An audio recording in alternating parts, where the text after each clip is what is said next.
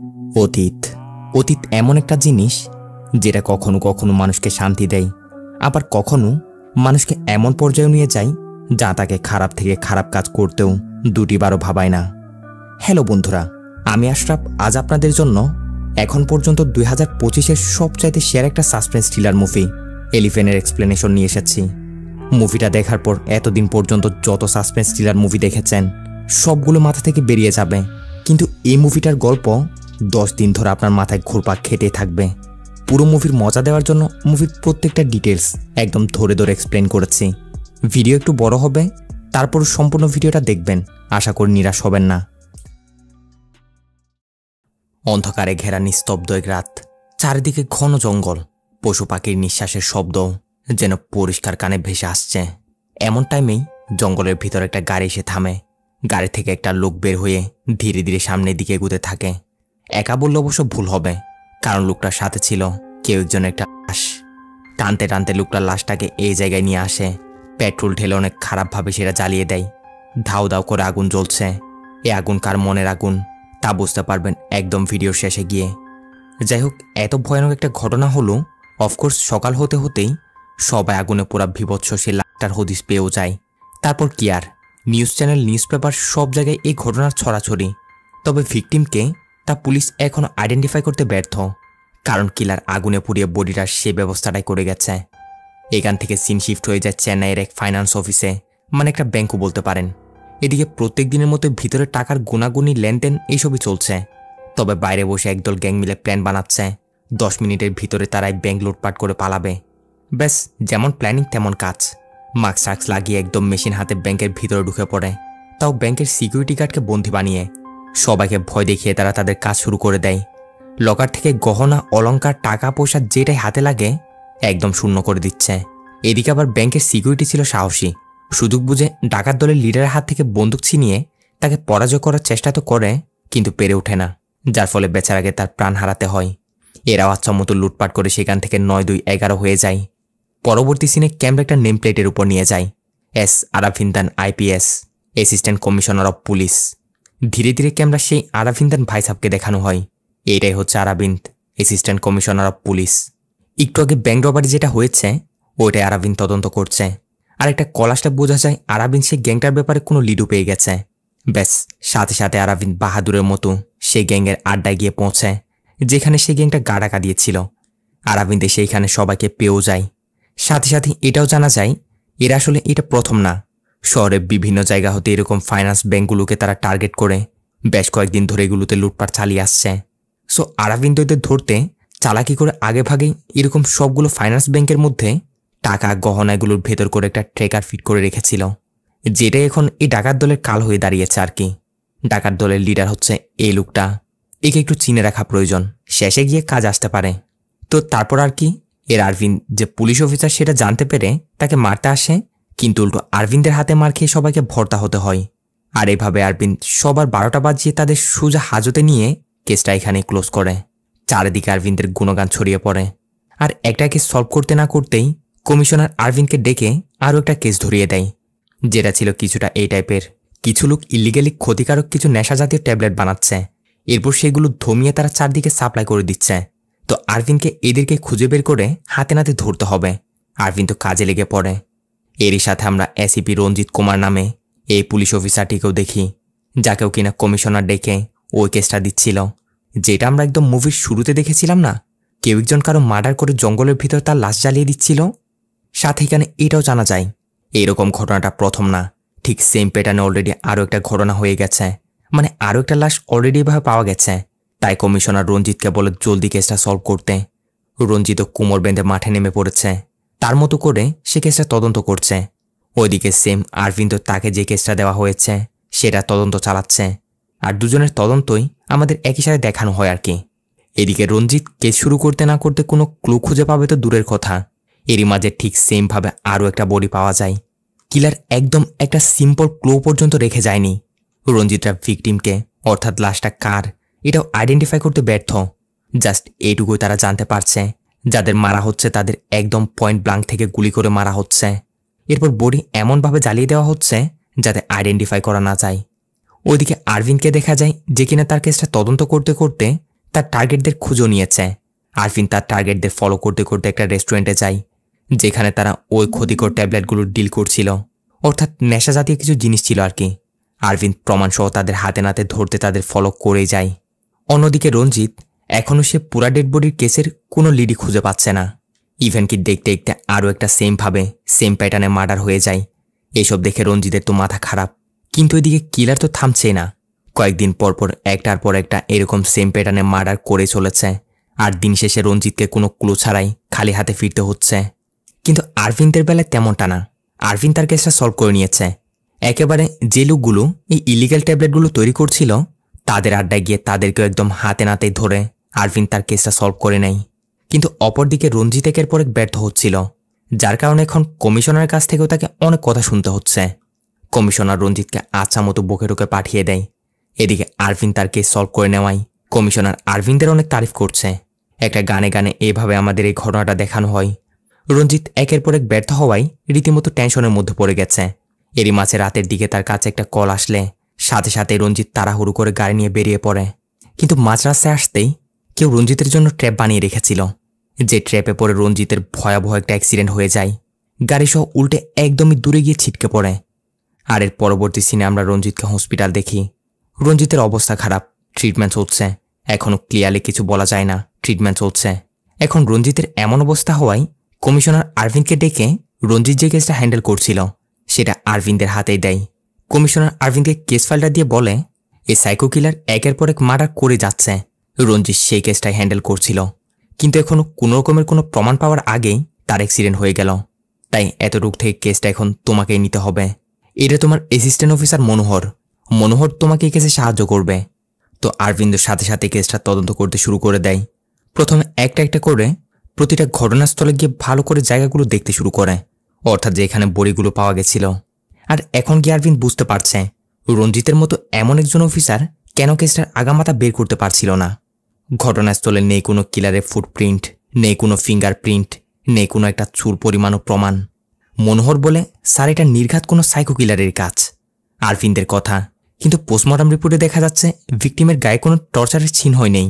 Psycho কিলারের কাজ হলে সে তাদের টর্চার করে করে মারত, কিন্তু পয়েন্ট ব্লাঙ্ক রেঞ্জ থেকে শ্যুট করে তাদের মারছে। আর ভিকটিমের বডির এমন হালত করার পিছনের একটাই কারণ, যাতে আমরা আইডেন্টিফাই করে তার অবধি পৌঁছাতে না পারি।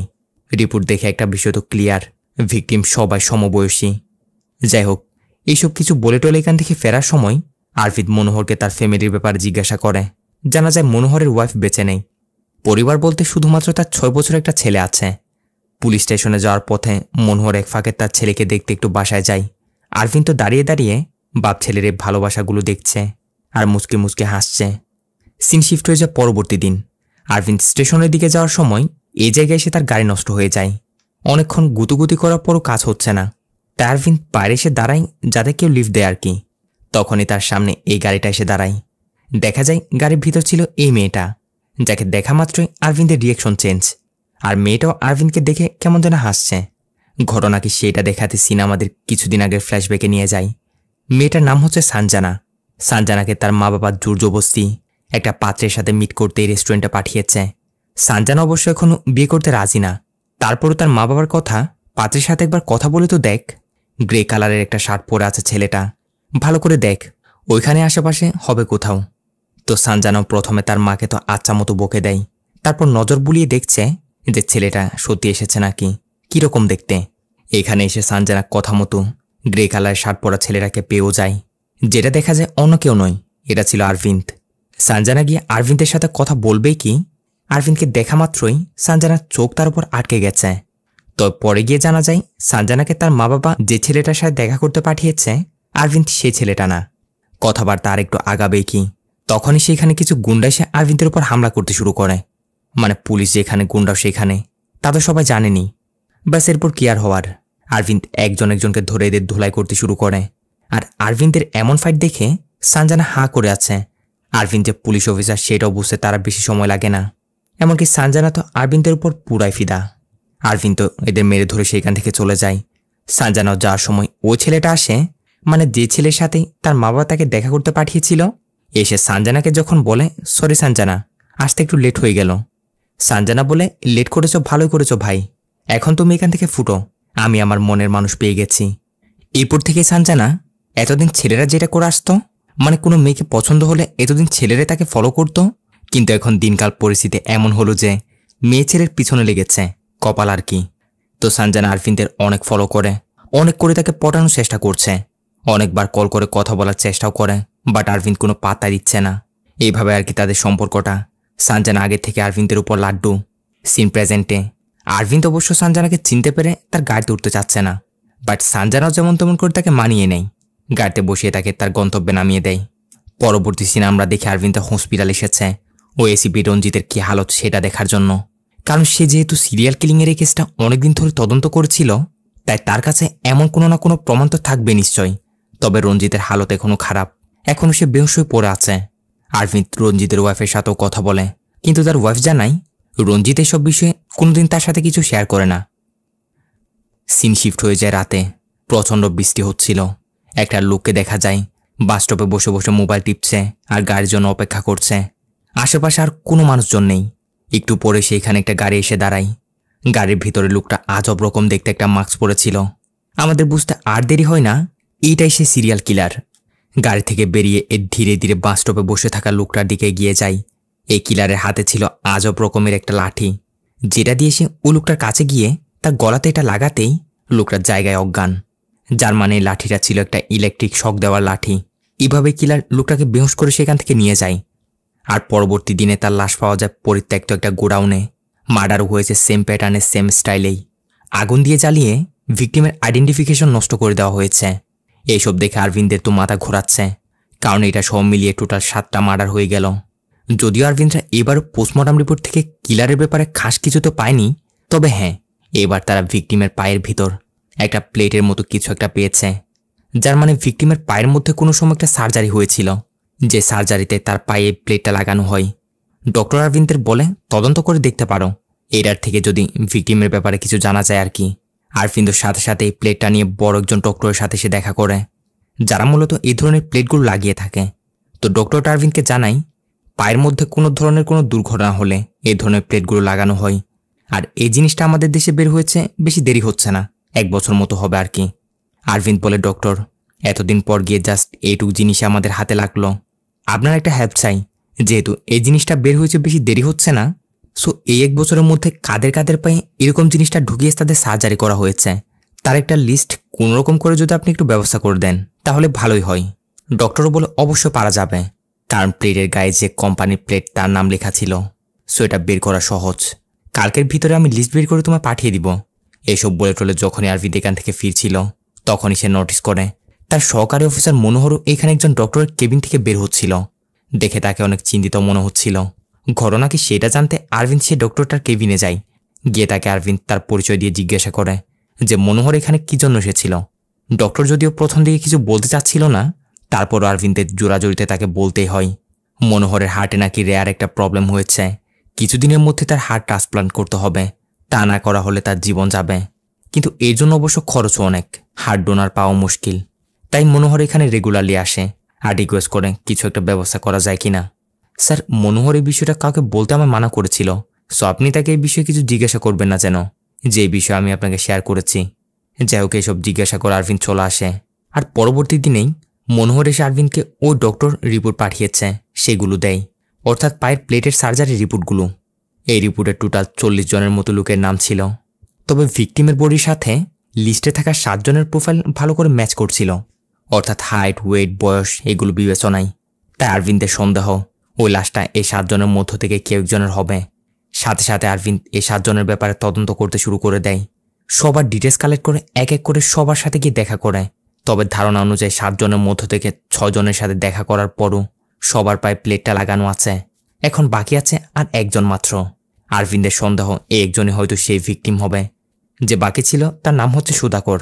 আরভিনরা সুধাকরের বাসায় যায়, কিন্তু আশ্চর্যভাবে দেখা যায় সুধাকরও বেঁচে আছে আর তার পায়েও প্লেটটি লাগানোর চিহ্ন দেখা যাচ্ছে। বাসায় সুধাকরের প্যারালাইজড বাবা বিছানায় পড়ে আছে।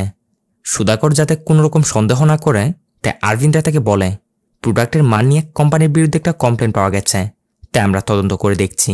আরভিন সুধাকরের বাসায় একটু নজর বুলিয়ে দেখার জন্য পানি খাওয়ার বাহানায় সুধাকরকে কিচেন রুমে পাঠিয়ে দেয়। সুধাকরের বাসায় আরভিন তার একটা ডায়েরি খুলে দেখছিল কি বিষয়টা নোটিস করতে পেরে সুধাকার পানি নিয়ে তাড়াতাড়ি চলে আসে। এরপর আরভিনটা সেখান থেকে বেরিয়ে পড়লে আমরা নোটিস করতে পারি সুধাকারের বিহেভিয়ার কেমন যেন একটু সন্দেহজনক। বাইরে এসে আরভিনটা এইসব নিয়ে কথা বলছিল কি তখনই আরভিন্দের কাছে ওই সানজানা নামের মেয়েটা কল করে।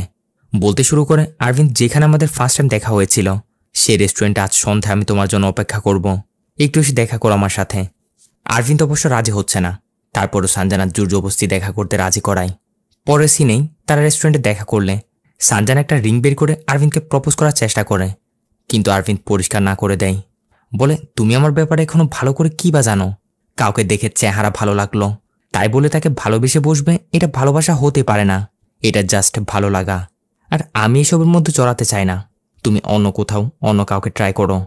এসব শুনে সানজানাও কষ্ট পেয়ে অভিমান করে বলে, তুমি যতদিন নিজ থেকে না আমার ভালোবাসা বুঝতে পেরে আমার কাছে ফিরে আসছো ততদিন আমি আর তোমায় ডিস্টার্ব করব না। বলে সানজানাও কাঁদতে কাঁদতে উঠে সেখান থেকে চলে যায়। সিনো শিফট হয়ে যায় পরবর্তী দিন।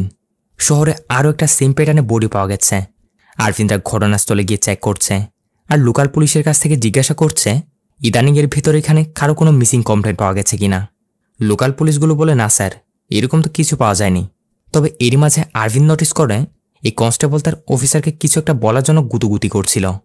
বিষয়টা নোটিস করে আরভিন বলে, কি সমস্যা, কোনো কিছু একটা লুকাচ্ছ তোমরা? তো কনস্টেবলটা আরভিনকে বলতে শুরু করে, স্যার, আজ সকালে একটা পাগল পুলিশ স্টেশনে এসে আজব ধরনের কথাবার্তা বলছিল বাস স্টপ বাস একটা মেয়ে জাস্ট এরকমই বলে যাচ্ছে। আমরা ধরে নিয়েছিলাম সেইখানে এসে পাগলামি করছে, তাই তাকে বের করে দিই। আর এর মধ্যে এসব হয়ে গেল। এগুলো শোনার পর সাথে সাথে আরভিন সে পাগলের সাথে সে দেখা করে আর পাগলটাকে জিজ্ঞাসা করে যে তুমি কি কি দেখেছো সব খুলে বলো আমায়।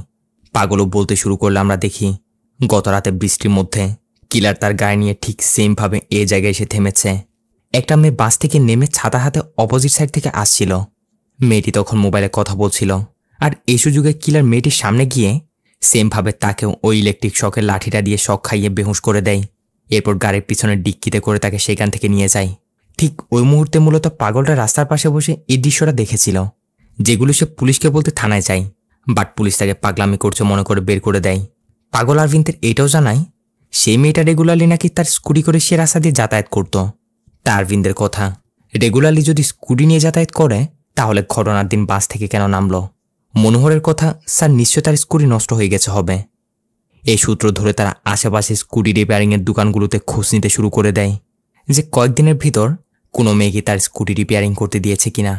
আর এখানে এসে তারা এই রিপেয়ারিংয়ের দোকানে মেয়েটার স্কুটিটা পেয়েও যায়। তবে নাম্বার প্লেট একদমই খারাপ অবস্থা, ভালো করে কিছু বোঝা যাচ্ছে না। আরভিন্দের সন্দেহ স্কুটির সিটের নিচে কোনো না কোনো ডকুমেন্ট নিশ্চয় থাকবে, তাই তারা সিট আলগিয়ে দেখতেই সত্যি এখানে মেয়েটার কিছু ডকুমেন্ট খুঁজে পায়, যা থেকে জানা যায় মেয়েটার নাম হচ্ছে মীরা। সাথে সাথে আরভিন্দ রায় মীরার ঠিকানায় গিয়ে উপস্থিত। তবে দরজায় বেল বাজাতেই ভিতর থেকে দরজা খুলতেই আরভিন্দের চোখ কপালে, কারণ তারা মনে করেছিল ভিকটিম মীরা, কিন্তু এখন দেখা যায় মীরা তাদের সামনে দাঁড়িয়ে আছে। আরভিন্দ থেকে জিজ্ঞাসা করে যে তোমার নাম কি? এও বলে তার নাম মীরা।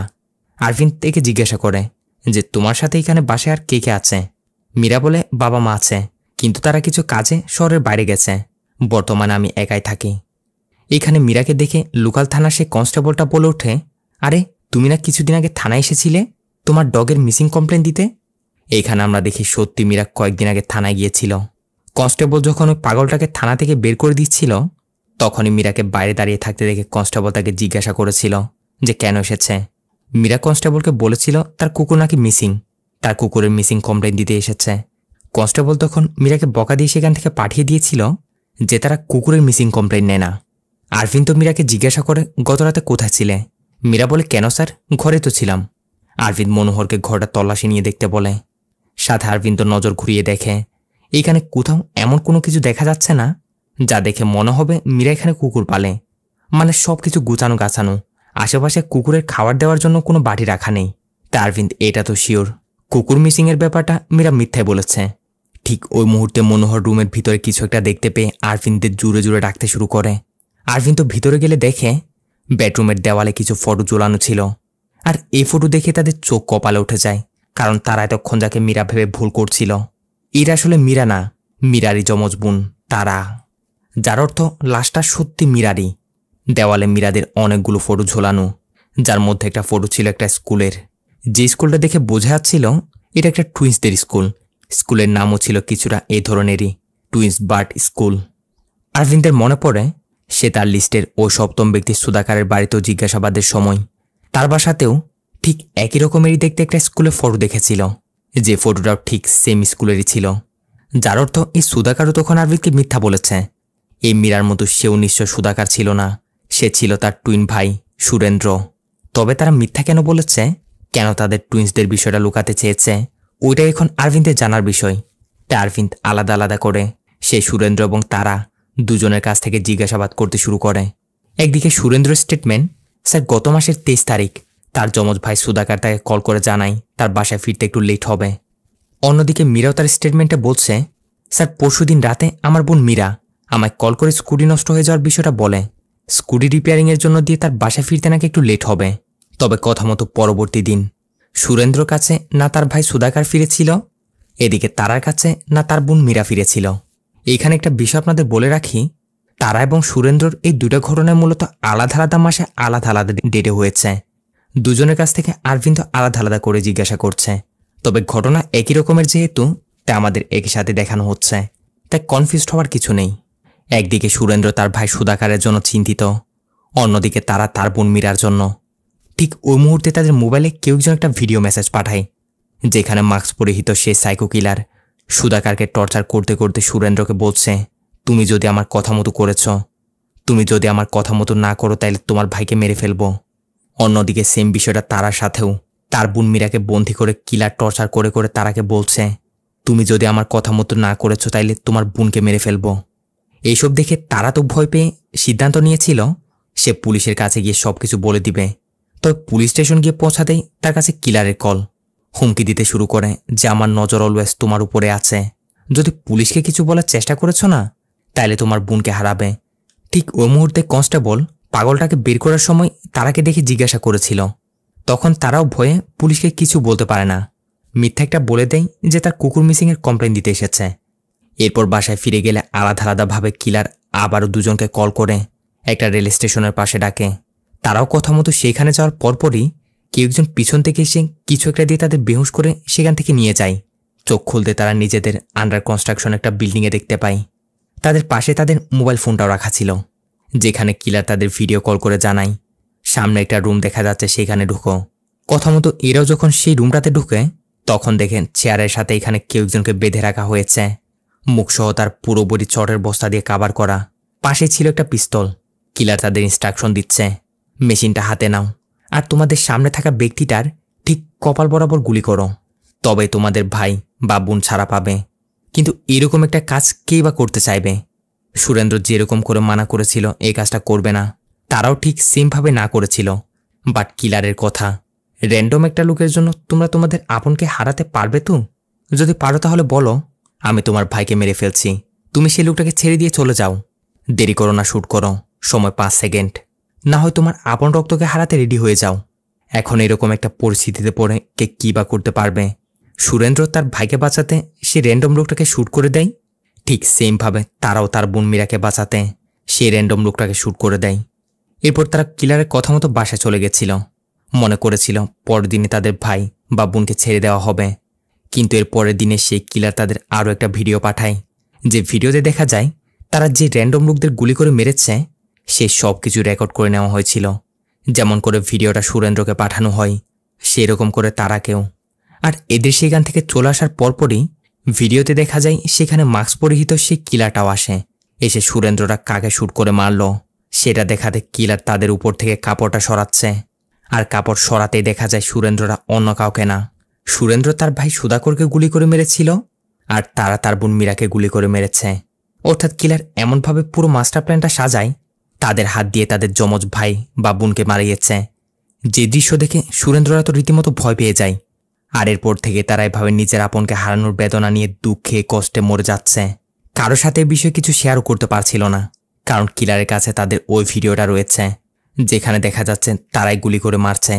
সো কাউকে বলতে গেলে এসবের মধ্যে তারা নিজেরাই ফেসে যাবে। ভাইকে এভাবে হারিয়ে সুরেন্দ্র তো অনেকবার গিল্টে পড়ে অনেকবার নিজেকে শেষ করে দেওয়ার চেষ্টাও করেছিল, বাট বাবার কথা মাথায় আসতেই এরকমটা পারেনি। এভাবে দুজনের কাছ থেকে আলাদা আলাদা জিজ্ঞাসাবাদ করে তাদের স্টোরি জানার পর আর্মিতে এবার তাদের দুজনকে একসাথে করে যেহেতু দুজনে সেই কিলারের ভুক্তভোগী আর দুজনের সাথে সেম ঘটনা হয়েছিল, তাই আরবিন্দের ধারণা এদের মধ্যে কোনো একটা লিঙ্ক আপ নিশ্চয় আছে। তোমরা যেটা লাইভ ভিডিও মনে করে কিলারের কথা মতো করছিলে, সেরা কিলার চালাকি করে আগে থেকে রেকর্ড করা ভিডিওকে লাইভ ভিডিওর মতো সাজিয়ে তোমাদেরকে বোকা বানিয়েছে। এখন তোমরা একজন একজনকে দেখে ভালো করে মনে করার চেষ্টা করো তোমরা একজন একজনকে চিনতে পারো কিনা। কিন্তু সুরেন্দ্র এবং তারা একজন একজনকে চিনতে পারছে না। তখনই আরভিন তাদের দুজনের বাসা থেকে পাওয়া সেই টুইনভার স্কুলের ফটোটা দেখিয়ে বলে, তোমাদের দুজনের বাসা থেকেই এই এক স্কুলের ফটোটা পাওয়া গেছে। এটা বলতেই সুরেন্দ্র এবং তারা একজন একজনের দিকে তাকিয়ে একজন একজনকে তাদের পরিচয় দেওয়া মাত্র জানা যায় এরা ছোটবেলায় একসাথে এই টুইনভার স্কুলে লেখাপড়া করেছে, অর্থাৎ এরা ক্লাসমেট। আরভিন বলে, তোমাদের কি কারো উপর সন্দেহ আছে যে কাজটা কে করতে পারে? প্রথমে দুজন কিছু বলতে পারছে না। তবে আরভিন যখন বলে, তোমাদের স্কুলে যেহেতু একমাত্র লিঙ্ক আপ করছে তোমাদের, তাই ভালো করে মনে করার চেষ্টা করো কোনো তোমাদের এই টুইনভার স্কুলের মধ্যে এসবের যোগসূত্র আছে কিনা। এটা বলতে সুরেন্দ্র এবং তারা বলে ওঠে, বেঞ্জামিন। সাথে তারা সেই ফটোটা থেকে বেঞ্জামিন নামের সেই ছেলেটাকেও দেখিয়ে দেয়। এই হচ্ছে সেই বেঞ্জামিন, তাদের ক্লাসমেট। এদিকে মনোহর তারা মোবাইলটা চেক করতে গিয়ে সেখানে একটা ফটো দেখে তাড়াতাড়ি আরভিনকে এসে দেখায়, কারণ ফটোটা অন্য কারো না। এটা ছিল আরভিনদের পিছনে সানজানা নামের যে মেয়েরা পড়েছিল না, তাকে ভালোবাসার জন্য সেই সানজানার। ফটোতে তারা এবং তার বোন মীরার সাথেই সানজানা সেলফিটা নিয়েছিল। তাই আরভিন তারাকে জিজ্ঞাসা করে, এই মেয়েটাকে তুমি কিভাবে চিনো? তখন তারা জানায়, স্যার, ইও আমাদের ক্লাসমেট সানজানা। সে এবং তার যমজ বোন আনজানাও আমাদের সাথে একই ক্লাসে পড়তো। সানজানা এবং তার যমজ বোন আনজানাকে দেখিয়ে দেয়, যারা একদম সে বেঞ্জামিনের পাশে দাঁড়ানো ছিল। এসব শুনে আরভিন তাড়াতাড়ি সানজানাকে কল করার চেষ্টা করে, বাট সানজানার মোবাইল সুইচ অফ।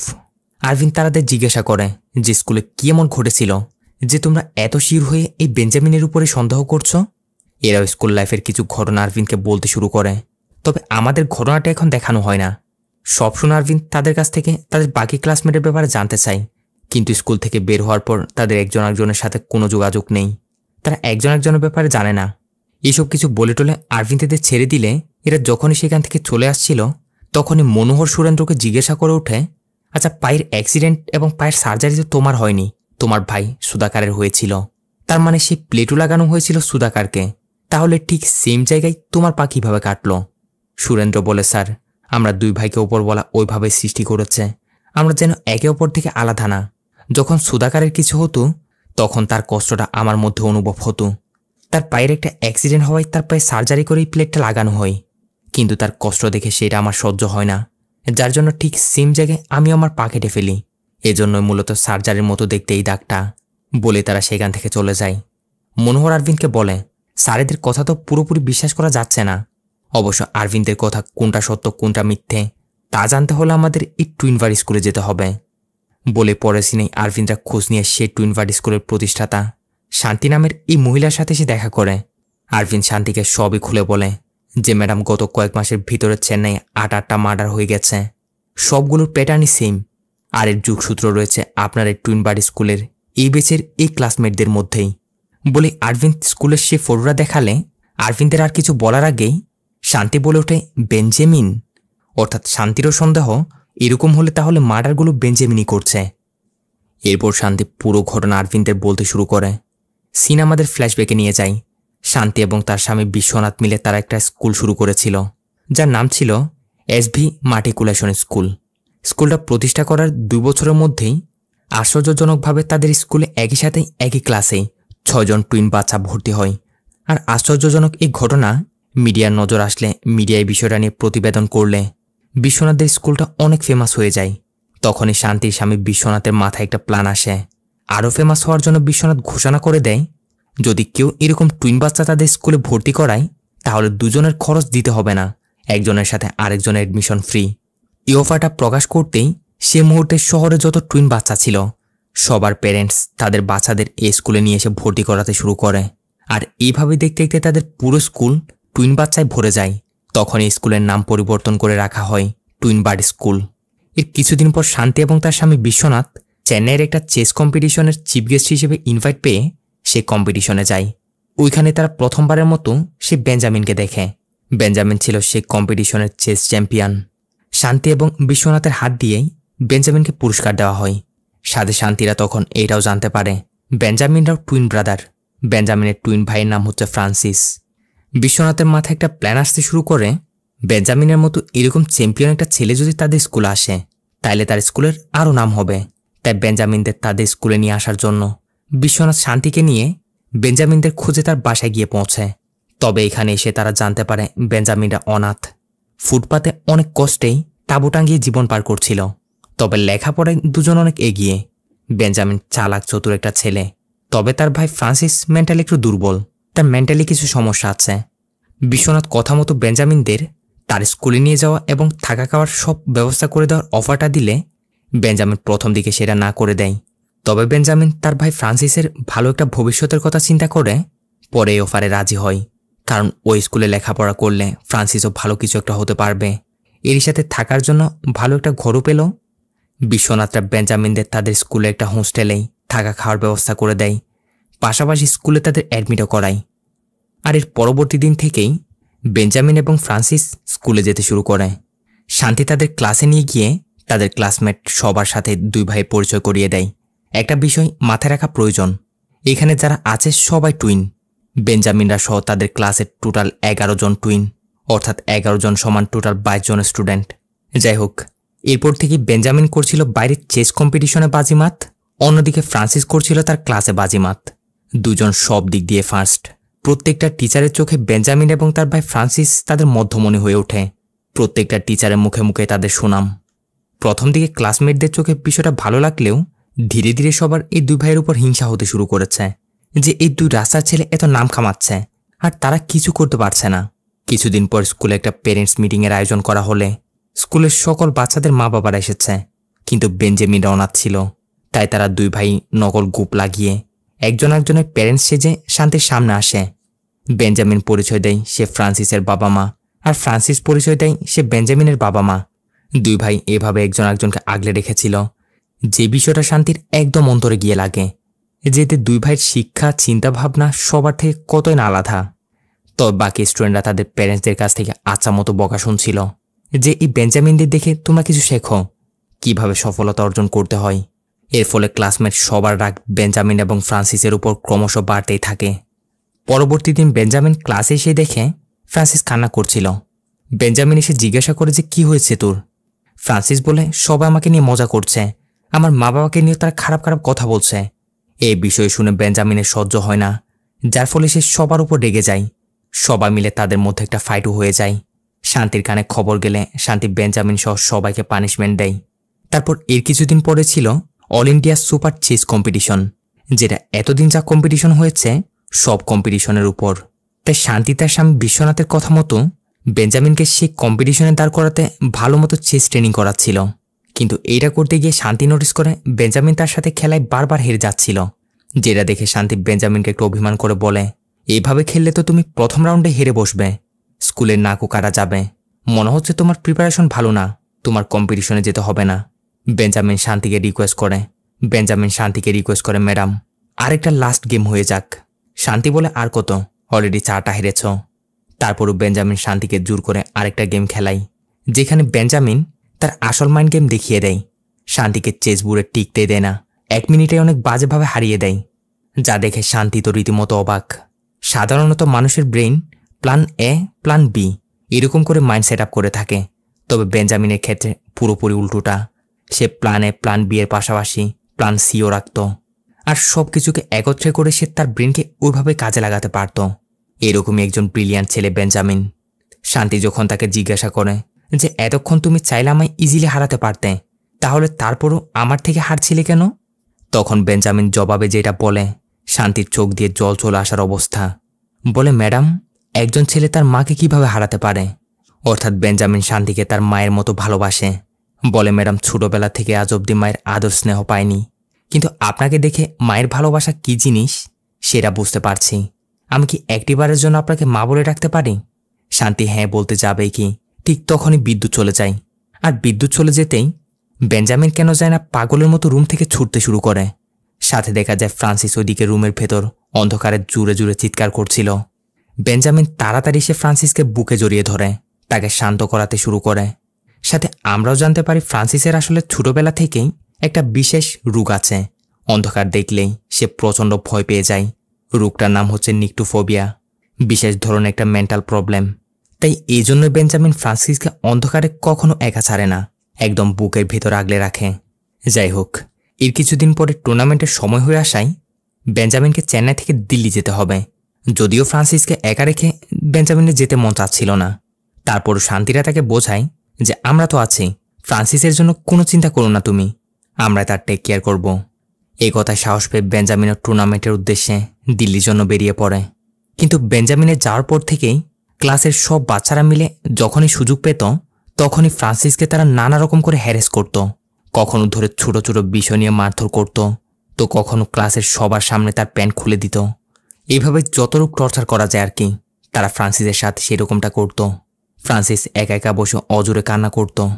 এর কিছুদিন পরে বেঞ্জামিন টুর্নামেন্টের চ্যাম্পিয়ন হয়ে ফিরে আসে।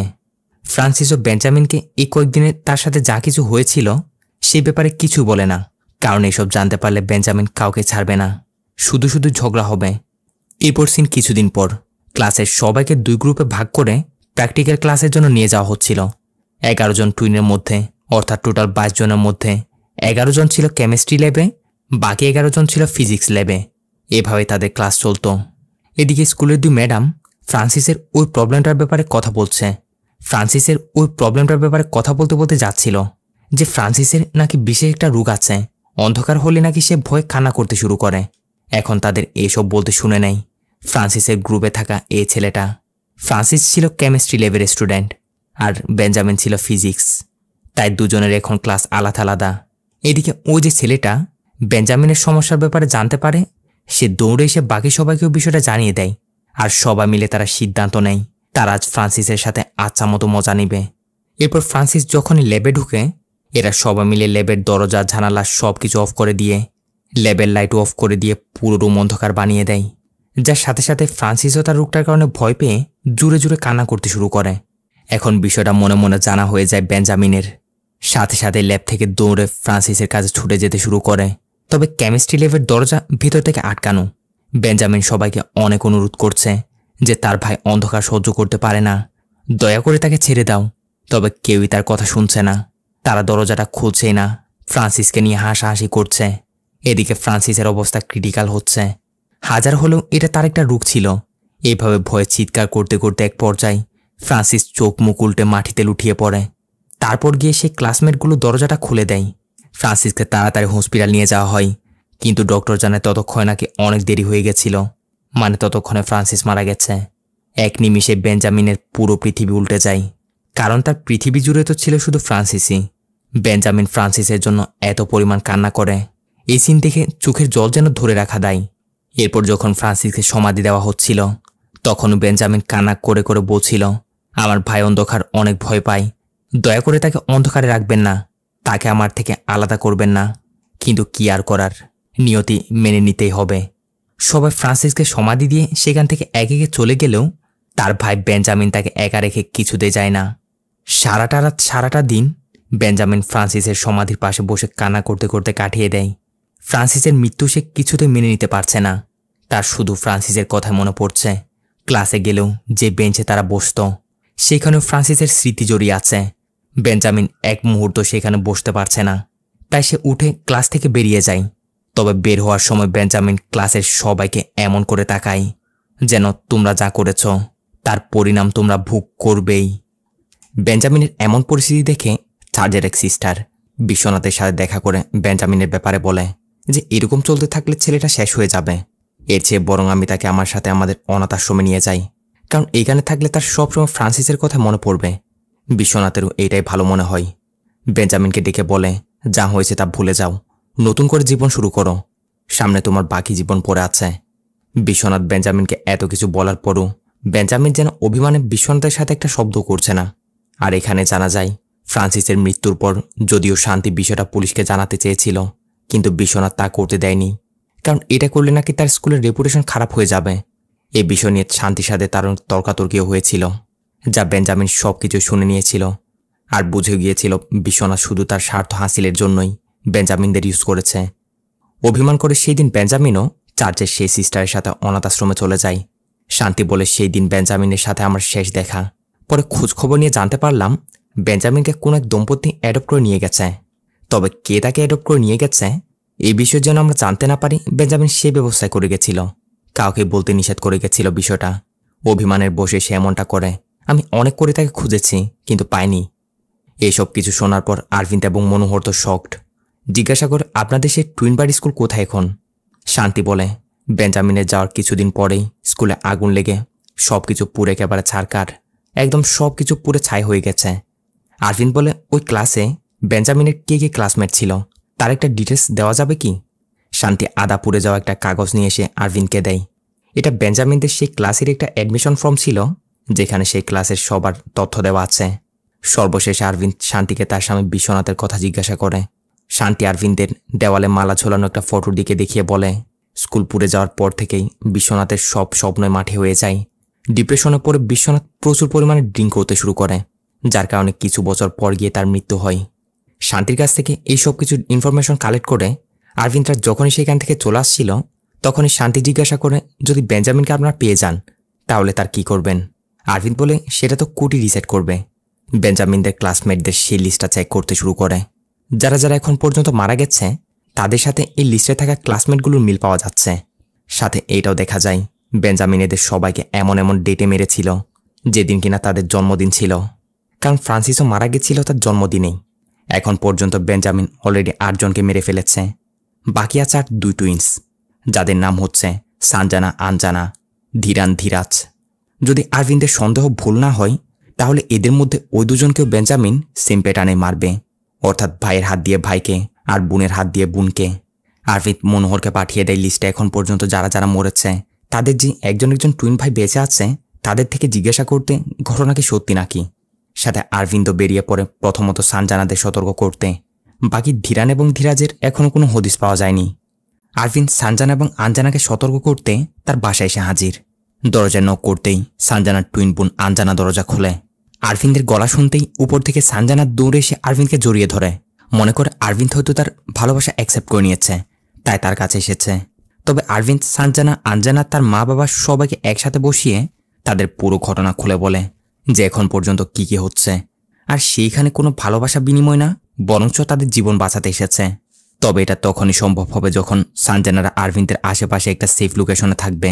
সানজানা এবং আনজানাও আরভিন্দের সাথে যাওয়ার জন্য রাজি হয়ে যায়, আর আরভিন্দ তাদের সোজা মনোহরের বাসায় নিয়ে আসে, কারণ এটাই তাদের জন্য সবচাইতে সেফ প্লেস। যেহেতু মনোহরও থাকবে তাই বেঞ্জামিন তাদের কিছু করতে পারবে না। এখানে মনোহর আরভিন্দকে জানাই কথা মতো স্যার আমি সব ক্লাসমেটের খোঁজখবর নিয়ে তাদের জিজ্ঞাসাবাদ করেছি আর জানতে পারলাম সবার সাথে সেম ঘটনা। তাদের হাত দিয়ে বেঞ্জামিন সেম প্যাটার্নেই তাদের ভাইকে হত্যা করিয়েছে।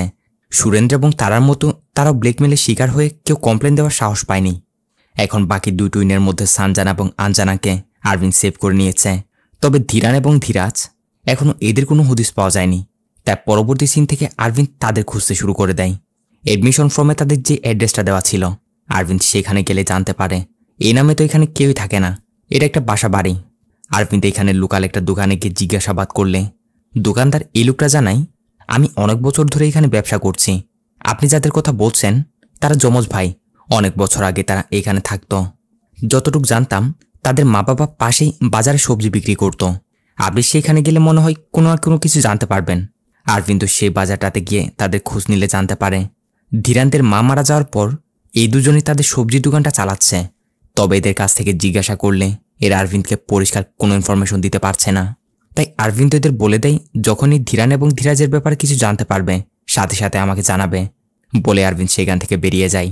আর এটা হতে পরবর্তী দিন ঘটে যায় একই রকম কাণ্ড, অর্থাৎ যেটার ভয় ছিল বেঞ্জামিন সেম প্যাটার্নে আরও একজনের মার্ডার করে দিয়েছে।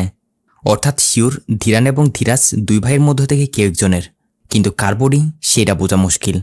কমিশনারও কনফিউজড এসব কি হচ্ছে। আরভিন্দ বলে এটা ধীরানেরই বডি স্যার।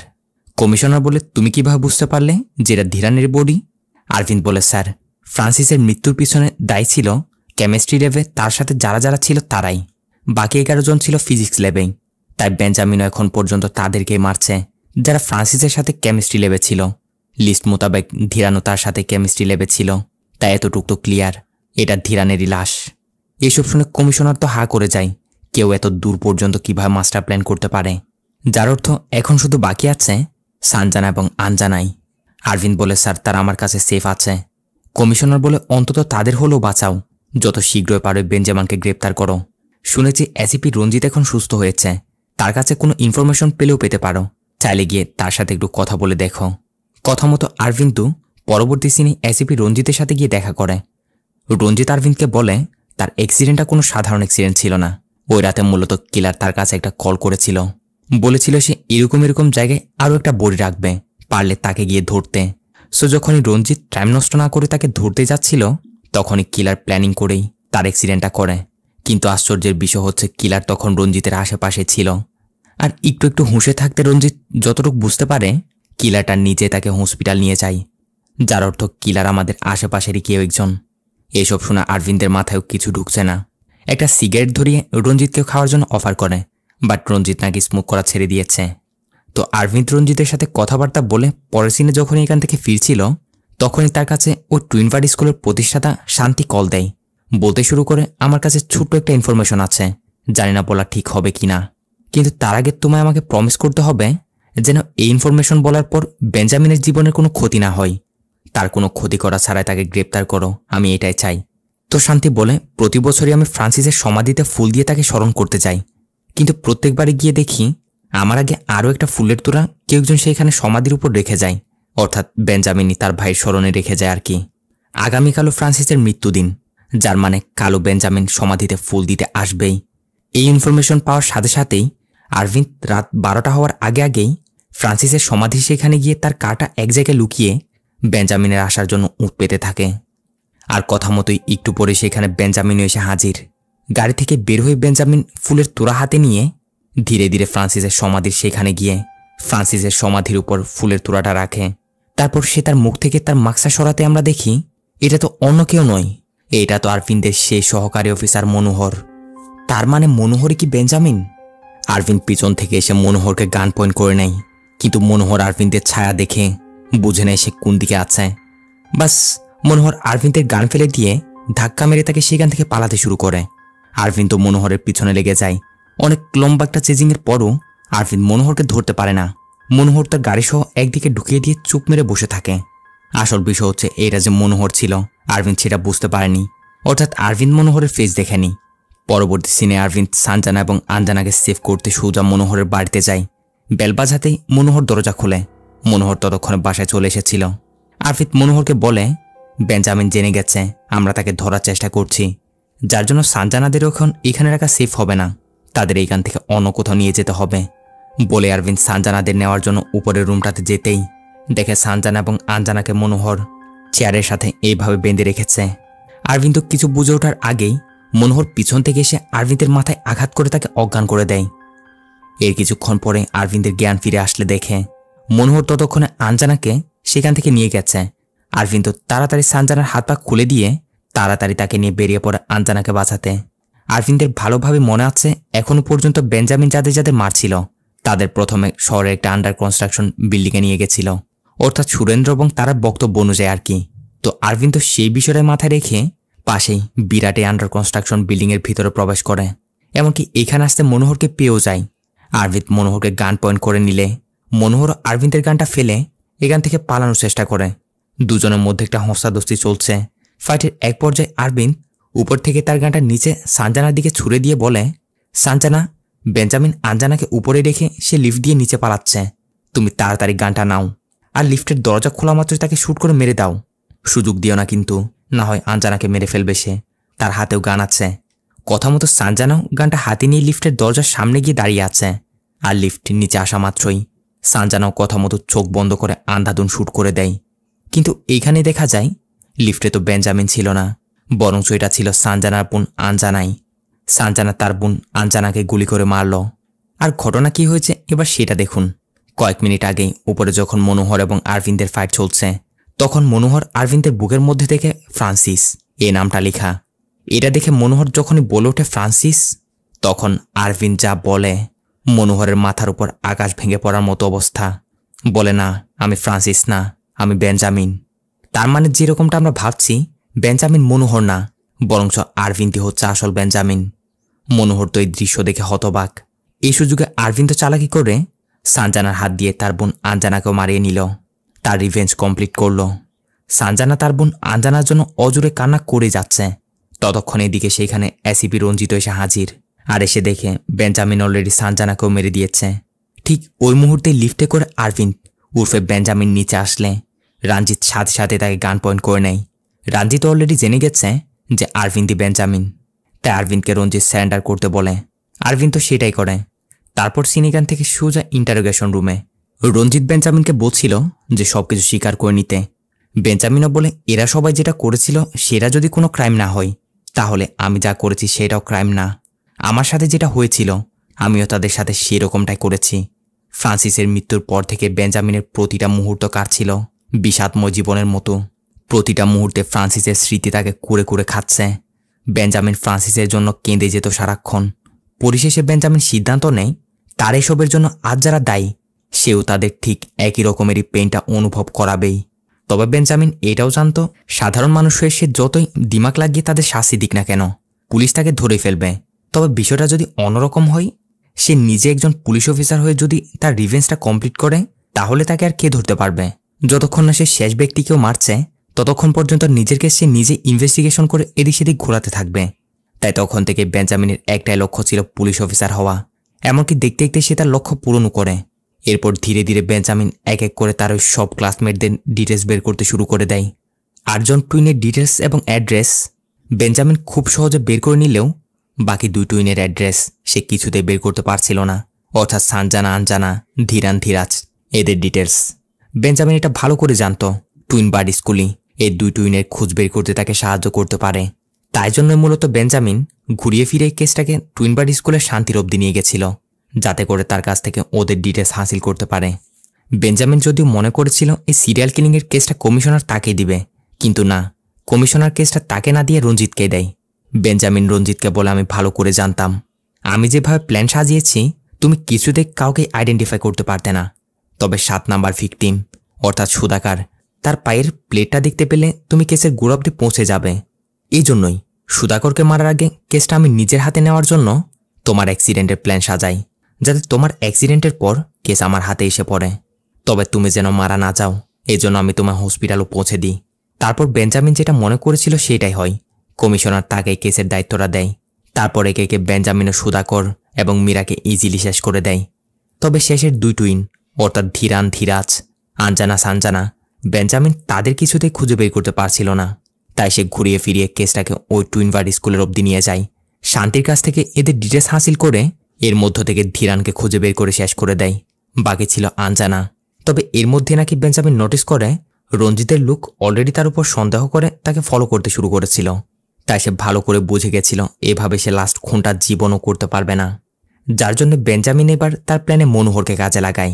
মনোহরকে কল করে ভয় দেখায় যে তুমি যদি আমার কথা মতো না করেছ তাহলে তোমার ছেলেকে শেষ করে দিব। এই জন্য মনোহরও ভয় পেয়ে নিজের ছেলের জীবন বাঁচাতে বেঞ্জামিনের কথা মতো ফ্রান্সিসের সমাধিতে ফুল দিতে যায়। এমনকি সানজানাদের এই কনস্ট্রাকশন বিল্ডিং অবধি নিয়ে আসাটাও মনোহরকে ব্ল্যাকমেল করে বেঞ্জামিনের প্ল্যান।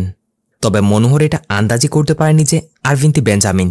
বেঞ্জামিন রঞ্জিতকে বলে যা কিছু হয়েছে এতে মনোহরের কোনো হাত নেই, সে তার ছেলেকে বাঁচাতে ব্ল্যাকমেলের শিকার হয়ে এইসব করেছে। রঞ্জিত বলে এত ব্রিলিয়েন্টভাবে এত কিছু করার পরও আমার হাতে ধরা পড়ে গেলে, আর আমি তোমায় কিভাবে ধরে নিয়েছি সেটা জানো? তোমার এই লাইটার থেকে, যেটা তুমি ওই দিন ভুলে আমার বাসায় ফেলে গেছিলে। ওই দিন যখন আমার অ্যাক্সিডেন্ট করে তুমি নিজ গাড়িতে করেই আমাকে হসপিটাল নিয়ে যাচ্ছিলে তখনও আমার একটু একটু হুঁশ ছিল, আর তখন আমি তোমার গাড়িতে তোমার এই লাইটারটা দেখতে পেয়েছিলাম। আর ওই দিন বাসায় একই রকমের লাইটারটা দেখে তোমার ওপর সন্দেহ যায় আমার। তাই তুমি যে বেঞ্জামিন সেটা সন্দেহ করেই তোমার পিছনে লুক লাগাই। এর সাথে আমি তোমার ব্যাপারে তদন্ত করতে শুরু করি। তোমার ঘর, তোমার সব কিছুই বের করে সেগুলোতে তদন্ত করতেই বোঝার আর বাকি থাকে না যে তুমি বেঞ্জামিন, আর এখন তুমি আমার কাস্টডিতে। পরবর্তী সিনে বেঞ্জামিনকে কোর্টে নিয়ে যাওয়া হয়, আর সব প্রমাণাধি সব কিছু দেখার পর বেঞ্জামিনকে কোর্ট ফাঁসির আদেশ দেয়। কেস ক্লোজ হওয়ায় কমিশনাররা একটা প্রেস মিট ডেকে মিডিয়াদের পুরো কেসটা খুলে বলে ভাববেন না কিন্তু মুভি এইখানে শেষ, আসল টুইস্ট তো এখনও বাকি। রঞ্জিত এবং মনোহর সে প্রেস মিট থেকে কথা বলতে বলতে ফিরছিল। রঞ্জিত মনোহরকে বলছে এখন পর্যন্ত যারা যারা মারা গেছে সবার টুইন ভাইয়ের খবর পাওয়া গেছে, কিন্তু ওই যে ধীরানের যমজ ভাই ধীরাজের এখনো কোনো খোঁজ পাওয়া যায়নি। ওই মুহূর্তে সেখানে আমরা একটা লোককে দেখি যে কিনা তাড়াহুড়ো করে কোথাও যাচ্ছিল। এসে তার রঞ্জিতের সাথে ধাক্কা লাগে, আর একে দেখা মাত্রই রঞ্জিত বলে ওঠে আরে তুমি সেই না যে ব্যাংক রবারির কেসে গ্রেপ্তার হয়েছিলে, তোমার তো জেলে থাকার কথা, এখানে কিভাবে এলে? কি মনে আছে আপনাদের মুভির শুরুর ওই ব্যাংক ডাকাতির ঘটনাটা? কিন্তু এখানে গিয়ে এ বলে, না স্যার, সেটা আমি ছিলাম না, সেটা আমার যমজ ভাই ধীরানি ছিল। আমরা সেই ধীরান ধীরাজ যারা টুইনবার্ড স্কুলের বেঞ্জামিনের ক্লাসমেট। যেদিন ব্যাংক রবারির কেসে পুলিশ আমার ভাইকে গ্রেপ্তার করে নিয়ে যাচ্ছিল, আমি কোনোরকম পালিয়ে বেঁচে গেছিলাম। আমার যমজ ভাই ধীরান বর্তমানে কারাগারে আছে। বেঞ্জামিনের হাত থেকে তাকে বাঁচানোর জন্য আমি আপনাদের খুঁজে যাচ্ছিলাম। শুনে রঞ্জিতদেরও চোখ কপালে। শুধু তাই নয়, আজকে ধীরানদের জন্মদিনও, তার মানে আজকে তার মৃত্যুদিন। তাড়াতাড়ি রঞ্জিত এবং মনোহর বেরিয়ে পড়ে কারাগারের উদ্দেশ্যে, কারণ বেঞ্জামিনও বর্তমানে একই কারাগারেই। একটু পরে তারা কারাগারে এসে পৌঁছালেও আফসোস, ততক্ষণে মাত্র কয়েক মিনিটেই লেট হয়ে গেল। দেখা যায় বেঞ্জামিন ধীরানকে পানিতে চুবিয়ে শ্বাসরোধ করে হত্যা করেছে। আর এইখানে জানা যায় পুলিশের হাতে ধরা দিয়ে কারাগার অব্দি আসাটাও ছিল বেঞ্জামিনেরই প্ল্যান। কেন, চলুন সেটা জেনে আসি। বেঞ্জামিন যখন তার পরবর্তী টার্গেট ধীরান ধীরাজের খোঁজ করতে করতে তার মায়ের সবজির দোকানটাতে যায়, তখন যে লোকগুলো দোকানটা করছিল, প্রথম দিকে তারা বেঞ্জামিনকে কিছু জানে না বলে মিথ্যা একটা বলে দিলেও বেঞ্জামিন এদের হাবভাব দেখে বুঝে নিয়েছিল এরা কিছু একটা লুকাচ্ছে।